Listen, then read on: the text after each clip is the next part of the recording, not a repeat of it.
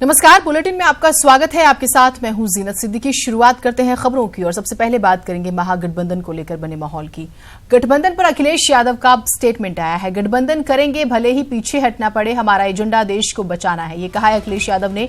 BJP को हटाने के लिए गठबंधन जरूरी है, क्योंकि मायावती जो है वो कई बार ये बात कह चुकी है कि वो सम्मानजनक सीटों के बाद ही ये फैसला लेंगी, लिहाजा हर कोई अपने स्तर पर त्याग दिखाने की कोशिश करे। और अखिलेश यादव ने भी कुछ ऐसा ही स्टेटमेंट दिया है। उनके मुताबिक देश को बचाना है और इस वजह से वो तैयार हैं, चाहे सीटों का जिस तरीके से भी बंटवारा। और ये एक बहुत मीनिंगफुल स्टेटमेंट जो है माना जा रहा है।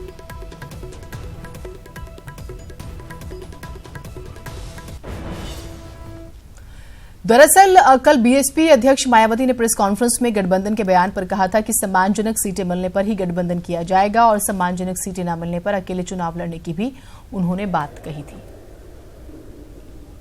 देश में लोकसभा व इससे पहले कुछ राज्यों में विधानसभा के होने वाले आम चुनाव भी अब बहुत नजदीक रह गए, जिसमें बीएसपी सहित अन्य सभी विरोधी पार्टियों की ये पूरी कोशिश रहेगी कि इन चुनावों में किसी भी कीमत पर बीजेपी को सत्ता में वापस आने से रोका जाए। और इसके लिए गठबंधन करके जो चुनाव लड़ने की भी बात कही जा रही है, तो इस संबंध में भी हमारी पार्टी का शुरू से ही एक क्लियर कट स्टैंड रहा है। हमारी पार्टी कोई गठबंधन के खिलाफ नहीं है, समझौते के खिलाफ नहीं है, लेकिन इस संबंध में भी हमारी पार्टी का शुरू से ये क्लियर कट स्टैंड रहा है कि हमारी पार्टी किसी भी पार्टी के साथ किसी भी चुनाव में तभी कोई चुनावी समझौता व गठबंधन आदि करेगी जब हमारी पार्टी को समझौते व गठबंधन में सम्मानजनक सीटें मिलती हैं।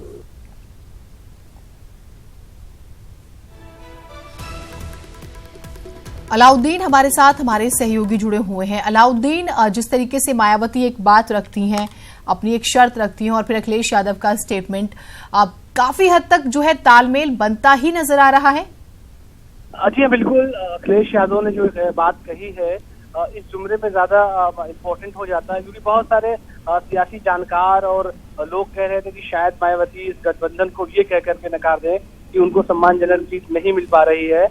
और सम्मानजनक जो शब्द था वो अपने आप में सियासी तौर से बहुत ज्यादा गूढ़ता लिए हुए था कि अगर जो है सीटें सही से बंटवारा ना हुआ तो मायावती सम्मानजनक शब्द इस्तेमाल करके पीछे हट जाएंगे, अगर हो जाते हैं मामला तो ठीक है। तो ऐसे में वो किसी भी तरह से मायावती अपने पाले में घेर नहीं डालना चाह रही थी। तो इस सियासी खेल में कहीं ना कहीं से अखिलेश यादव ने एक कदम और आगे वो बढ़े हैं। उन्होंने कहा है कि 2 कदम उनको पीछे भी हटना पड़ेगा, तो उसकी कोई गुरेज नहीं है।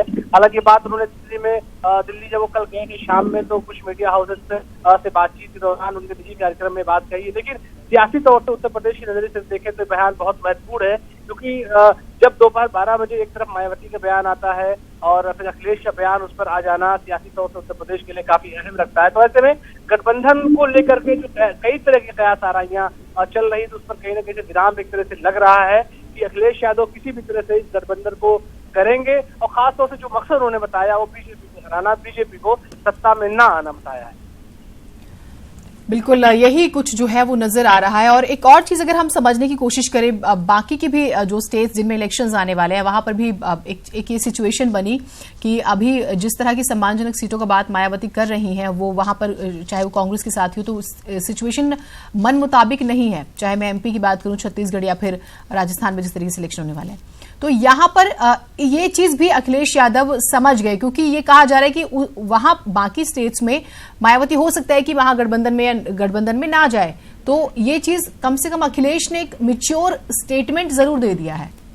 जी हाँ बिल्कुल, अगर आप देखेंगे पिछले 6-7 महीने 8 महीने की सियासत को उत्तर प्रदेश की, खासतौर से बाई इलेक्शन पर अगर नजर आप डालेंगे तो इस बात में कोई शक नहीं है। खासतौर से जो सबसे प्रतिष्ठित एक सीट थी गोरखपुर की, जिस तरह से साइलेंट रह के बीएसपी ने इसको जो है समाजवादी पार्टी के उसकी मदद से इस सीट को जीता है। इसके अलावा उप मुख्यमंत्री की जो एक सीट थी उसको उन्होंने जीता है। तो ऐसे में जो पॉलिटिकल एक्सपेरिमेंट था वो उनको लगा है कि उनके फेवर में है।